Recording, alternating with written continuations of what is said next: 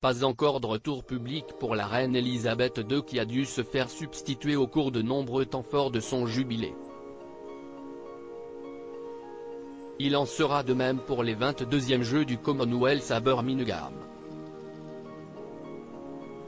La reine Elisabeth II sera absente des 22e Jeux du Commonwealth qui auront lieu dès le 28 juillet. Elle sera en Écosse pour sa traditionnelle pause estivale et son déplacement en avion serait trop contraignant depuis les Highlands. C'est le prince Charles qui la représentera à la cérémonie d'ouverture. Ce ne sera toujours pas pour cette fois, la reine Elisabeth II sera de nouveau absente à un des événements les plus importants du royaume, retransmis à la télévision devant plus d'1 milliard de téléspectateurs le 28 juillet prochain.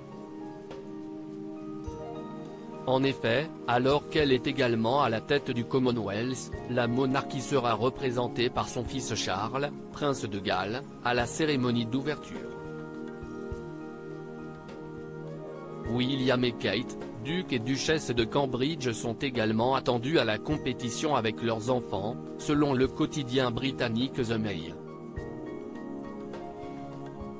La reine Elisabeth II en Écosse. Au moment de la compétition marraine des Jeux du Commonwealth, Elisabeth II a lancé le relais officiel des Jeux en octobre depuis le palais de Buckingham, en y plaçant un message secret qui ne sera pas lu avant le lancement des Jeux, le 28 juillet prochain au stade Alexander de Birmingham.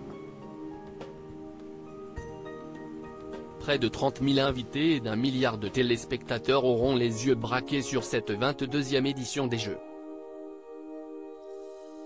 Selon The Mail, de hauts responsables de la compétition auraient indiqué qu'en raison de sa fragilité croissante, la monarque de 96 ans ne devrait pas y assister. En effet, Elisabeth II devrait être en Écosse, pour sa traditionnelle pause estivale au moment où démarra la compétition. La faire venir à Birmingham en avion depuis les Highlands semble être considéré comme trop éprouvant pour la reine, vu les circonstances.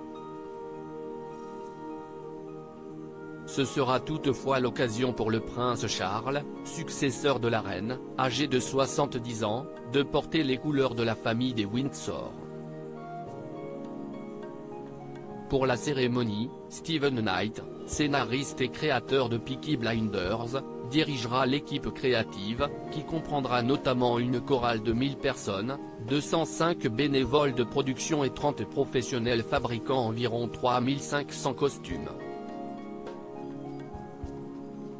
Un événement grandiose qu'Elisabeth II devra une fois de plus, suivre derrière un écran.